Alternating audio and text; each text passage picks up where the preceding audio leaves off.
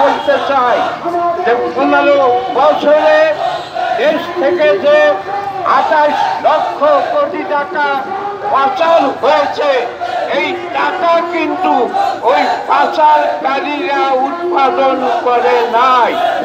এই টাকার মালিক এদেশের জনগণ।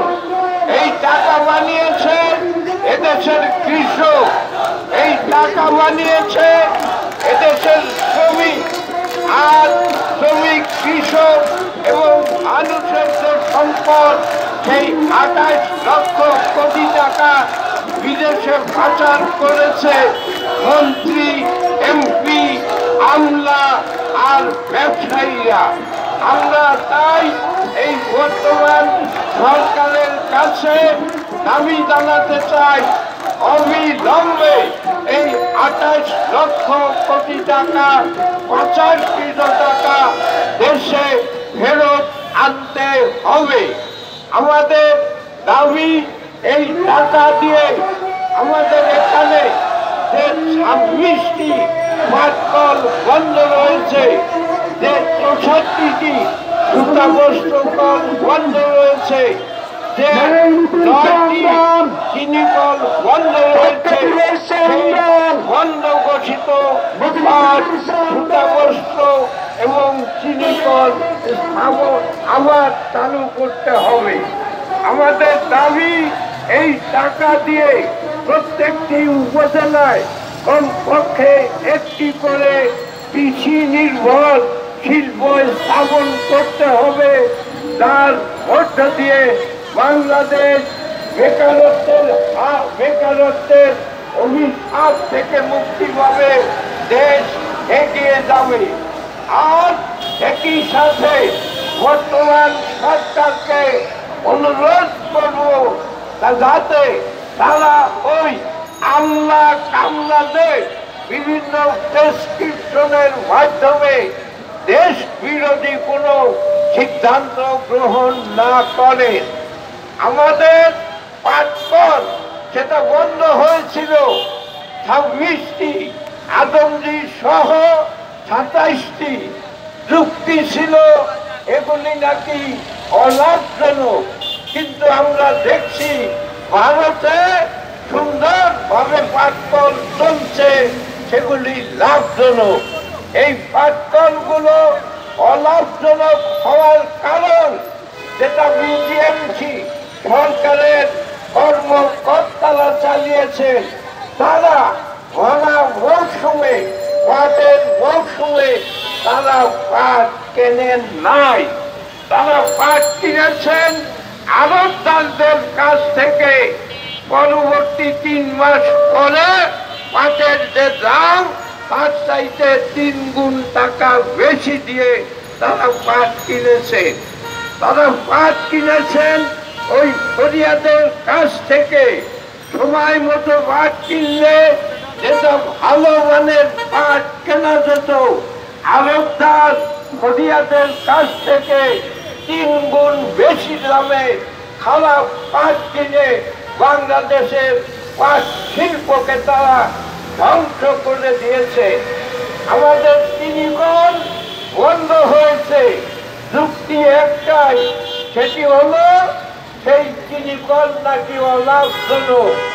যখন হাত কাটা হয় তখন সেটা স্থানীয় চিনি কলে না নিয়ে দেখা যায় যে তারা আড়তে 1 মাস রাখে, আর সেই যে জায়গায় চিনি কল এবং যে জায়গার চিনি, সেখানে ওইটা ওই কলে না দিয়ে সেখান থেকে আর এক জেলায় পাঠান। এতে করে চিনির যে আমাদের চিনির যে আখের যে রস, সেই আখের রস কাটার পরে যখন 2 মাস 3 মাস এই আমলাদের কারণে যখন শুকিয়ে যায়, তখন স্বাভাবিকভাবে চিনি উৎপাদন অর্ধেক বা 3 ভাগের 1 ভাগে নেমে আসে। এগুলি ছিল আমাদের পাট, সুতাবস্ত্র আর চিনি কল বন্ধের কারণ। আর কখনো কখনো সেই আমলারা তারা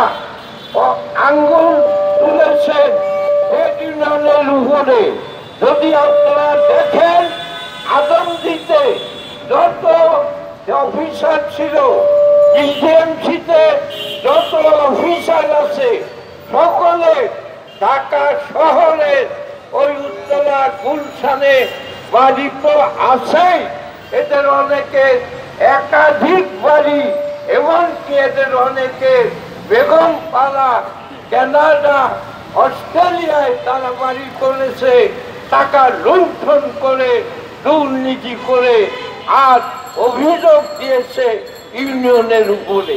তাই আমরা এই সরকারের কাছে দাবি জানাবো, এই সেই পাচারকৃত টাকা ফেরত আনা বন্ধ, 5 সুতাবস্ত্র চিনিকল চালু করা, আর ওই আমলাদের সেই প্রেসক্রিপশন না নিয়ে আমাদের শ্রমিকদের, কর্মচারীদের সেই তাদের সাথে আলোচনার ভিত্তিতে বাস্তব ভিত্তিক পদক্ষেপ নিয়ে সেই কারখানাগুলো, ইন্ডাস্ট্রিগুলো যাতে চালু থাকে, যাতে লাভজনকভাবে চলে, এটাও আমাদের আরেকটি দাবি।